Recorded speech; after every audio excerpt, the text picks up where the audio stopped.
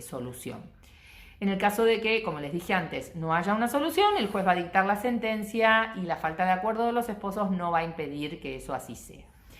Un tema muy importante con relación al divorcio es la determinación, que en la parte de la sentencia de divorcio el juez lo que hace es determinar la fecha de disolución o de extinción de la comunidad de bienes en común.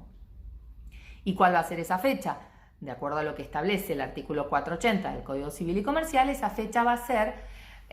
la fecha de interposición de la demanda en el caso de que sea una petición conjunta o de la notificación del pedido de divorcio cuando es unilateral.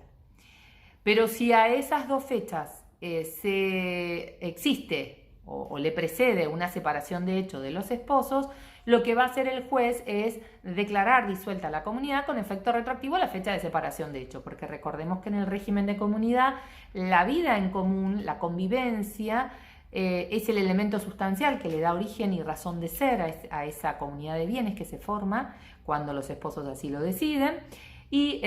O cuando no eligen por el régimen de separación y les aplica en forma supletoria. Y de esta forma, cuando los esposos deciden, sea en forma conjunta o unilateral, poner fin a esa vida en común a través de la separación de hecho, ese suceso pone fin a la comunidad, pero para que efectivamente lo sea, es necesario que el juez lo reconozca en la sentencia de divorcio. Entonces, si las partes manifiestan fechas de separación de hecho diferentes, será el juez el que deba determinarla en otro proceso que haya que promover luego para poder determinar la fecha de separación de hecho.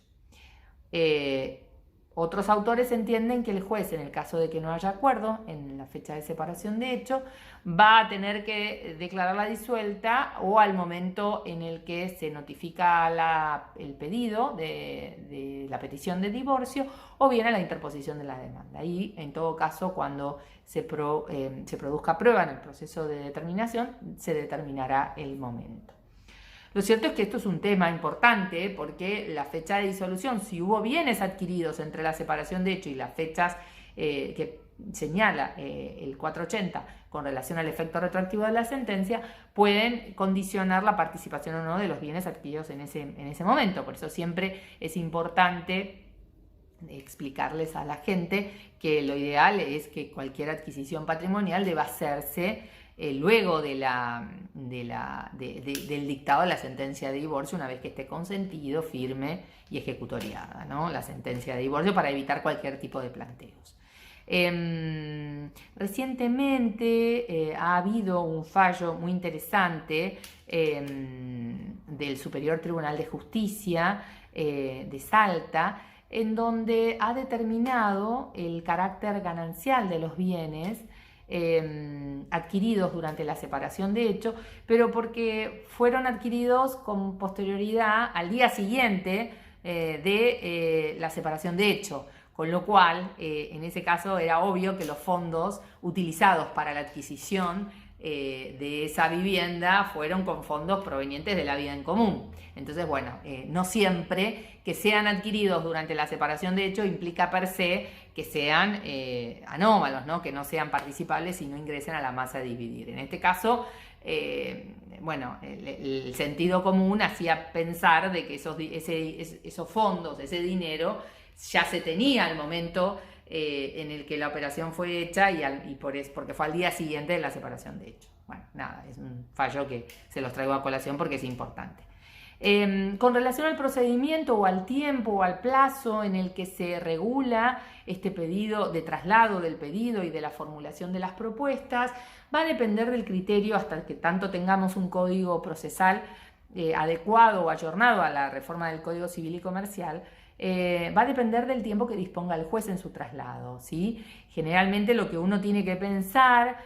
frente a la determinación de este tiempo de traslado tiene que ver con la necesidad de que el cónyuge que recibe esa cédula necesita contactarse con un abogado, formularse su opinión con relación a cuáles son sus derechos y cómo los quiere hacer valer. frente a la propuesta o a la contrapropuesta, y entonces es importante que se le permita un plazo razonable para que pueda recibir el asesoramiento y la búsqueda del profesional que le permita hacer valer sus derechos. Así que bueno, esto va a depender del plazo de 15, 10, algunos jueces fijan en 5 días el traslado para poder formular la propuesta que se le plantea o formular la que él considere conveniente. Recordemos que en el proceso de divorcio no se abre a prueba, se fija luego de sustanciadas las propuestas, se fija la audiencia y con el resultado de esa audiencia el juez después dicta sentencia, la que se inscribe en el registro civil y de capacidad de las personas para hacer oponible frente a terceros la disolución del vínculo matrimonial. Como les dije antes, los procesos que requieran ser iniciados y donde no hubo acuerdo, porque si hubo acuerdo, el juez conjuntamente con el dictado de la sentencia homologa los acuerdos, deberán sustanciarse y ahí para eso van a tener que revisar las normas de competencia para ver si corresponde que tramiten frente al juez del divorcio o requieran ser planteados ante los jueces donde los chicos tienen el centro de vida. Desde ya, obviamente, cuando las partes necesiten hacer planteos con relación a determinadas medidas que nosotros llamamos medidas cautelares o precautorias para asegurar que durante el transcurso del proceso o aún antes, en casos de urgencia, requieran algunas medidas asegurativas con relación a bienes de carácter ganancial de administración del otro. Bueno, es importante que esto se plantee, obviamente va a plantearse ante el juez